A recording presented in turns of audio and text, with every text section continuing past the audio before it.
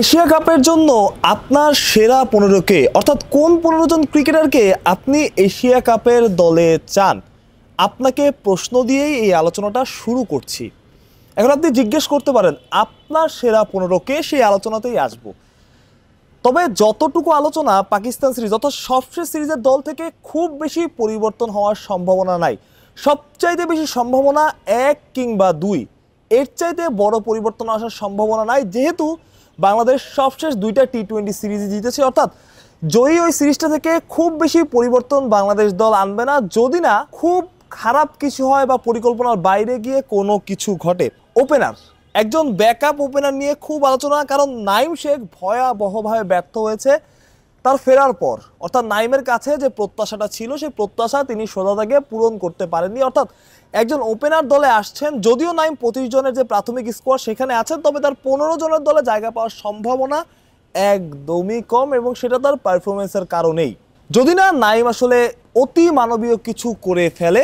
এবং যে আলোচনাটা আমি করছিলাম যে ওপেনার আসলে কে হতে পারে, অর্থাৎ ব্যাকআপ ওপেনারে কে আসতে পারে, অনেকেই ভাবছেন যে নাইম শেখের জায়গায় হয়তোবা সৌম্য সরকারকে দেখা যেতে পারে, এবং তিনি ২৫ জনের দলেও আছেন। ২৫ জনের দলে আসলে নাজমুল হোসেন শান্তও আছেন। তবে আরেকটা আলোচনা এখানে আসতে পারে, যে আলোচনা একটুখানি খবর আমার কানে এসেছে বা গুঞ্জন একটু শোনা যাচ্ছিল। অতীতে মেকশিফট ওপেনার খেলানো হয়েছে বাংলাদেশ দলে, এবং ব্যাকআপ হিসেবে এমন একজনকে রাখা হয়েছে যিনি আসলে ঠিক ওপেনার নন, তবে ওপেনিংটা ঠিকঠাক করতে পারেন। কেমন হয় যদি মেহেদী হাসান মিরাজকে ব্যাকআপ ওপেনার হিসেবে রাখা হয়? অর্থাৎ যখন তিনি খেলবেন দলের বোলিং শক্তি তো বাড়বেই, দুই ওপেনার যারা খুবই ভালো খেলছে তারা ইনজুরিতে না পড়লে তো আসলে আর বা অতি মানবীয় কিছু না হয়ে গেলে, খুব খারাপ কিছু না হয়ে গেলে তো আর ওইখানে আসলে আসার কারো সুযোগ নাই। কিন্তু যদি ওরকম কিছু হয়, তাহলে এক্সট্রা একজন ওপেনার না নিয়ে বা যারা অফ ফর্মে আছে তাকে না নিয়ে মিরাজকে ভাবলে কেমন হয়, এমন একটা আলোচনা কিন্তু চলছে। আমি জেনেই কথাটা বলছি, আমার কানে এসেছে আসলে গুঞ্জন, সেটা গুঞ্জন অব্দি সীমাবদ্ধ রাখা। অর্থাৎ দুজন ওপেনারের পাশে মেহেদী হাসান মিরাজ, তিনি থাকবেন মেকশিফট ওপেনার হিসেবে। যদি প্রয়োজন হয় তবে মিরাজকে টিম ম্যানেজমেন্ট খেলাবে। আমার কাছে ব্যাপারটা খুব একটা খারাপ লাগেনি, কারণ আমি যেটা বলছিলাম যে দুই ওপেনার তামিম এবং ইমন তারা যদি ফর্মে থাকেন, এবং ফর্মে যদি নাও থাকেন, তাও এশিয়া কাপের ৩টা ম্যাচ তারা খেলবেন, যদি ইনজুরিতে না পড়েন এতটুকু প্রায় নিশ্চিত, এবং খেলাটা উচিত। সেটা যদি না হয় তবে মিরাজকে ট্রাই করা যেতে পারে, এবং মিরাজকে শুধু ওপেনিং খেলানো যাবে এমনটা তো না। মিডল অর্ডারে যদি প্রয়োজন হয়, যদি একজন বোলিং অপশনের প্রয়োজন হয়, মিরাজকে কিন্তু কাজে লাগানো যাবে। সেটা যদি হয়, মিরাজ তো দলেই আছেন আসলে, তাহলে তো কারোর বাদ দেওয়ার প্রয়োজন পড়ছে না। তাহলে বাদ পড়বেন কে? বা নাইম শেখ যদি বাদ পড়েন, সেখানে কে ঢুকবেন? এখানেই মজার একটা টুইস্ট আছে। নাইম শেখের জায়গায় যেহেতু সোহানকে নিয়ে অনেক আলোচনা হচ্ছে, এবং টপ এন্ড টি-20 সিরিজটা নুরুল হাসান সোহান খেলবেন, সেখানে যদি সোহান ভালো কিছু করেন এবং মোটামুটি কিছু করেন, তার দলে আসার সম্ভাবনা অনেক বেশি। এইখানেই আসলে মূল খেলাটা।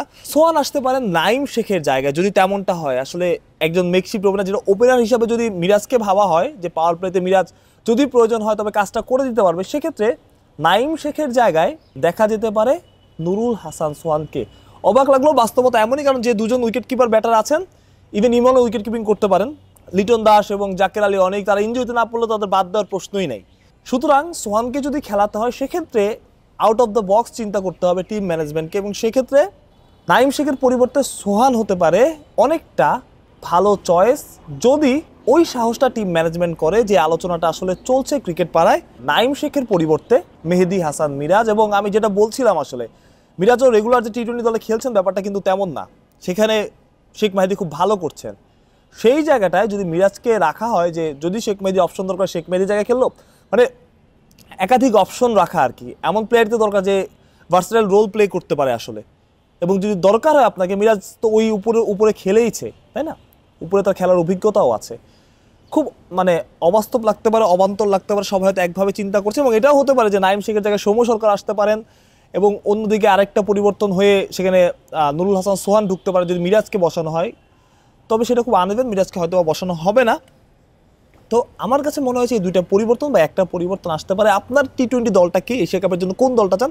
এটা একটা আলোচনা থেকে আমি বললাম, এবং একটা গুঞ্জন চলছিল সেটা থেকেই আমি বললাম। পরিবর্তনও আসতে পারে দলে, অন্য দলও হতে পারে। আপনি কোন দলটা চান সেটা কমেন্ট বক্সে জানাতে পারেন, এবং এশিয়া কাপের দল ঘোষণা যখন হবে তখন মিলিয়ে নিতে পারেন। মাহফুজ প্রত্যয়, বিডি ক্রিক টাইম।